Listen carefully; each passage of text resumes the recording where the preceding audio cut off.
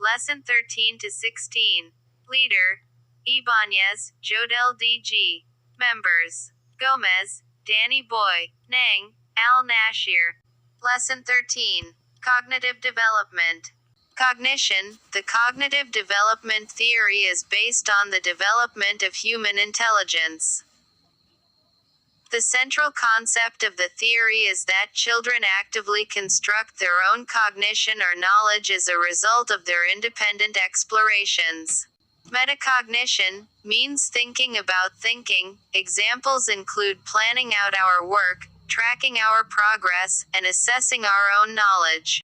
Schema. A schema can be defined as a set of linked mental representations of the world, which we use both to understand and to respond to situations. Assimilation is how humans perceive and adapt to new information. It is the process of fitting new information into pre-existing cognitive schemas. Assimilation, in which new experiences are reinterpreted to fit into, or assimilate with, old ideas and analyzing new facts accordingly. Accommodation. Theory of cognitive development includes the concept of accommodation. This cognitive process involves the development and alteration of mental representations, schemas, as individuals encounter new situations. Equilibration is an ongoing process that refines and transforms mental structures, constituting the basis of cognitive development. More equilibration tends to occur as an individual is transitioning from one major developmental stage to the next. Object permanence emerges around 6 months of age. It is the concept that objects continue to exist even when they are not presently visible. Second is the pre-operational stage, ages 2 to 7 years, when a child can use mental representations such as symbolic thought and language. Function suggests that children's intelligence undergoes changes as they grow. Cognitive development in children is not only related to acquiring knowledge, children need to build or develop a mental model of their surrounding world. Egocentrism refers to the child's inability to see a situation from another person's point of view. The egocentric child assumes that other people see, hear, and feel exactly the same as the child does.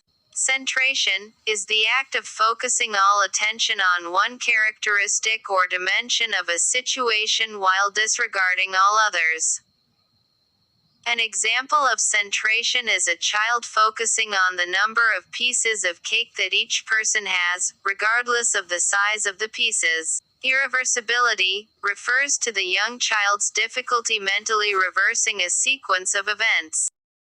Animism refers to when a child reasons from specific to specific, drawing a relationship between two separate events that are otherwise unrelated. Transductive reasoning refers to the ability to consider multiple aspects of a situation. Decentering refers to the ability to consider multiple aspects of a situation. Reversibility, the child learns that some things that have been changed can be returned to their original state. Conservation is a logical thinking ability first studied. In short, being able to conserve means knowing that a quantity doesn't change if it's been altered by being stretched, cut, elongated, spread out, shrunk, poured, etc. Serition refers to the ability to sort objects or situations according to any characteristic, such as size, color, shape, or type. In this stage, children can arrange objects in a serial order depending on the object's defining features and can also arrange objects based on one dimension, for example, length. Hypothetical reasoning, ability to come up with different hypotheses about a problem and weigh data to make judgment. Analogical reasoning, ability to perceive the relationship in one instance and use that relationship to narrow down possible answers in similar problems. Analogical reasoning, the ability to make connections between concepts. Analogical reasoning is an important element of children's cognitive development. Deductive reasoning is the ability to draw specific conclusions from general information. It is a key ability that children start acquiring in the concrete operational stage and that adolescents and adults further develop in the formal operational stage. This is the four-stage Jean Piaget's cognitive development.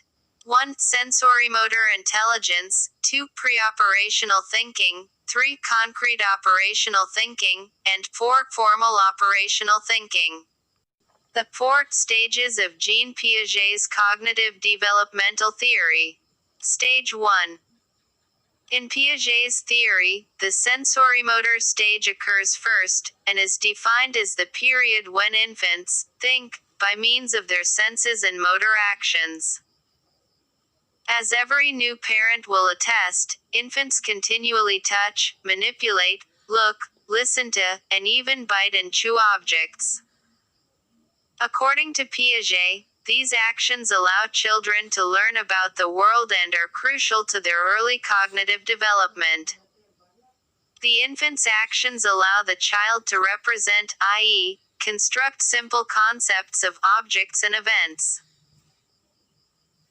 A toy animal may be just a confusing array of sensations at first, but by looking, feeling, and manipulating it repeatedly, the child gradually organizes her sensations and actions into a stable concept, toy animal.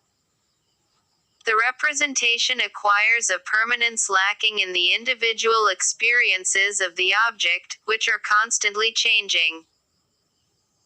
Because the representation is stable, the child knows, or at least believes, that toy animal exists even if the actual toy animal is temporarily out of sight. Piaget called this sense of stability object permanence, a belief that objects exist whether or not they are actually present. Object permanence is a major achievement of sensorimotor development, and marks a qualitative transformation in how older infants, approximately 24 months, think about experience compared to younger infants, approximately 6 months. Stage 2. Objects in a wide variety of activities, but they do not yet do it in ways that are organized or fully logical. One of the most obvious examples of this kind of cognition is dramatic play, or the improvised make-believe of preschool children. If you have ever had responsibility for children of this age, you have likely witnessed such play. Children engaged in imaginative activities are thinking on two levels at once, one imaginative and the other realistic. This dual processing of experience makes dramatic play an early example of metacognition, or reflecting on and the monitoring of thinking itself. Because metacognition is a highly desirable skill for success in school, teachers of young children preschool, kindergarten, and even first or second grade often make time and space in their classrooms for dramatic play, and sometimes even participate in it themselves to help develop the play further. Stage 3. As children continue into elementary school, they become able to represent ideas and events more flexibly and logically. Their rules of thinking still seem very basic by adult standards and usually operate unconsciously, but they allow children to solve problems more systematically than before, and therefore to be successful with many academic tasks. In the concrete operational stage, for example, a child may unconsciously follow the rule, if nothing is added or taken away, then the amount of something stays the same. Stage 4. In the last of the Piagetian stages, the child becomes able to reason not only about tangible objects and events, but also about hypothetical or abstract ones. Hence, it has the name formal operational stage, the period when the individual can operate on forms or representations.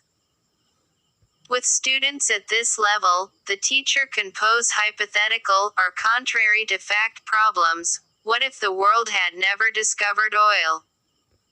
Or, what if the first European explorers had settled first in California instead of on the east coast of the United States?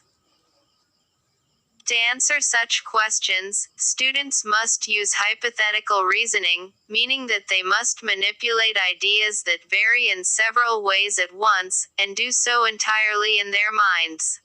The Lev Vygotsky's social cultural cognitive theory.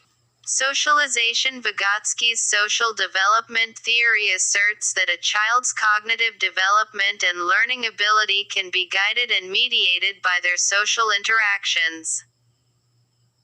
His theory, also called Vygotsky's sociocultural theory, states that learning is a crucially social process as opposed to an independent journey of discovery. Interaction. Vygotsky's sociocultural theory about child development says that cognitive development occurs as a result of social interactions. In this way, learning is innately collaborative. He believed social negotiation was essential for building knowledge and understanding concepts. Scaffolding. Vygotsky's scaffolding is a theory that focuses on a student's ability to learn information through the help of a more informed individual. When used effectively, scaffolding can help a student learn content they wouldn't have been able to process on their own. MKO. Vygotsky's theory places importance on guiding children's learning through their interaction with a more knowledgeable other, MKO. The more knowledgeable other could be anyone with a greater understanding of the task or concept that the child is trying to complete or learn.